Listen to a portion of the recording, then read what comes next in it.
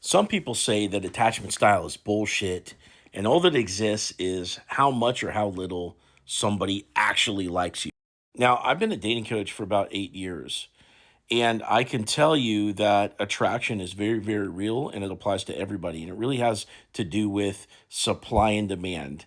How hard is it to get somebody's attention?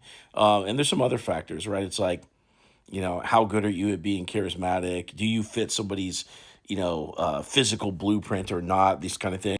And when I came into the relationship coaching world, I met with psychologists, and I asked them, hey, isn't this attachment style thing just an attempt, like a clinical attempt to put labels on basically how much or how little somebody gives a shit with their partner? Because I had this little suspicion that it was just kind of bullshit. And, of course, they told me no, but most clinical people don't understand attraction, so they can't break down why. But one of the things that I've learned in the time of being a relationship coach, helping people get their ex back, having spent some time learning attachment style, these are two separate fields of knowledge that are both valuable. Let me explain. It's really, really helpful to understand attraction because how else are you going to understand how to pull somebody in, especially for somebody getting broke up with? This is a skill you really need to have. And if you lack that, you're going to have a really hard time in your relationships, getting new, like maybe a new relationship. But it goes deeper than that.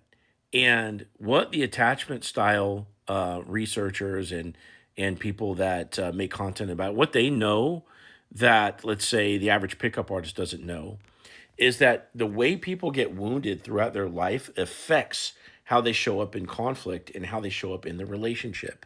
When you can understand people, so there's three big wounds. There's betrayal, there's feeling broken, and then there's abandonment. Okay, and these show up in the way that people handle conflict.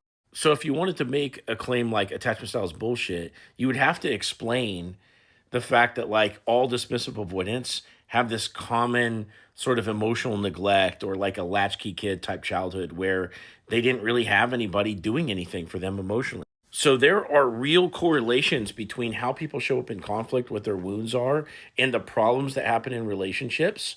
And it's not just a loss of attraction where they stop dating each other, they stop having sex. It's the communication breakdown, but the communication breakdown is a product of people's wounds and this knowledge and skill gap from a sort of couples therapy perspective.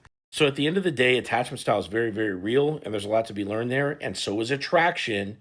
And when you're trying to get an ex back, you need both of these wheelhouses to really get the job done. And if you want to benefit from my skill set, comment or DM the word Benny for a call.